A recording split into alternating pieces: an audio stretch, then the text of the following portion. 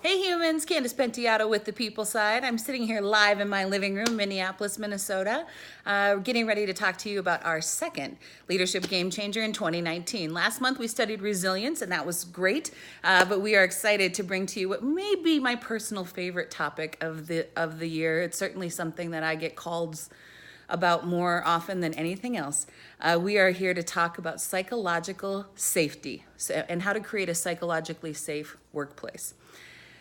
This topic, this term, psychological safety, first came into my awareness through a New York Times article written about some work that was being done at Google called Project Aristotle. And in Project Aristotle, what they were looking at is what were the variables that mattered the most if you were trying to create a perfect team at Google. And after years of research and an impressive data set, they came back and they said there's 5 things that matter and one of them matters the most. And that thing that mattered the most they coined as psychological safety, which actually comes from a researcher, Dr. Amy Edmondson, and she wrote about it in her book, The Fearless Organization. In that book, she describes psychological safety as the conditions that allow a person to believe that if I failed, made a mistake, or spoke up at work, that I would not get shamed or embarrassed. I would be surrounded by people that would expect candor and honesty from me, where we would have a high degree of trust in our organization and that I would be able to feel safe every day at work. Wow, right? If you think about all of the things that happen in the course of a normal workday, we are asking people to do many things where failure is an option. And if we create an environment where that's not okay, we can certainly expect for people to show up in a very guarded and different manner. So creating a psychologically safe workplace, we thought it was a good thing to start off the conversation by really digging into neuroscience. Now, I'm not a neuroscientist. I hang out with them every once in a while. I like to read about it. But I was trying to think about the easiest way to describe the neuroscience behind psychological safety in a really quick vlog. And this is what I came up with, so I hope it makes sense. If you think about the most primitive part of your brain, the lizard brain, which if you want to put your hand right here on the back of your neck, this is where that part of your brain is. In the lizard brain, we can think about it as a processing center that really just has 2 channels. In the first channel, which we'll call the green channel, you are really in a mindset where you have scanned the environment and you have determined that there's nothing that is in this environment that feels like a threat. And when you are in that green channel mindset, then your brain is washed in chemicals like dopamine, oxytocin, serotonin. You feel relaxed, you feel curious, you feel creative, you feel connected to people. You are able to engage in all of your capabilities. All of your neural capabilities are accessible to you, including the prefrontal cortex. This part of your brain right up here is responsible for executive function, logical decision making, rational thought, empathy, creativity. Talk about the kind of mindset you want your employees in every day at work. Now, if I am triggered and my lizard brain detects threat in an environment, my brain moves into red channel thinking. And in red channel thinking, we are feeling fear. We are feeling worry.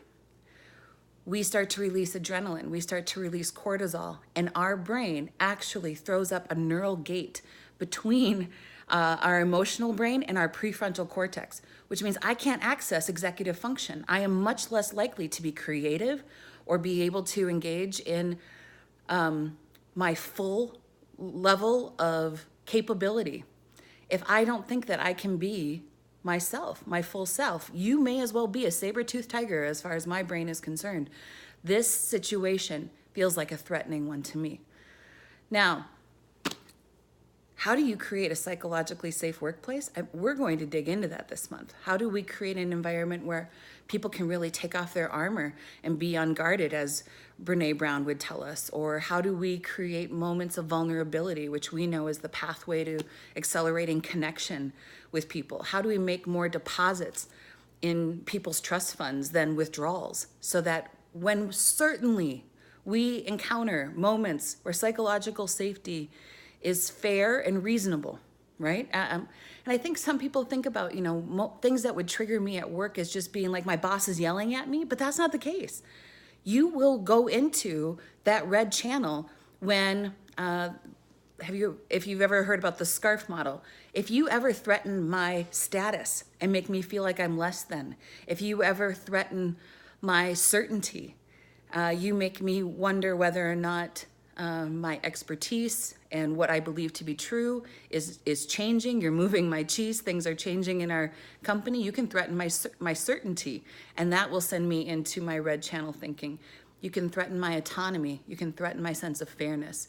You can threaten my sense of relatedness, right? I feel like I'm the other right now. I feel like I'm the person who's different than everyone else. I'm not being involved. I'm not feeling included.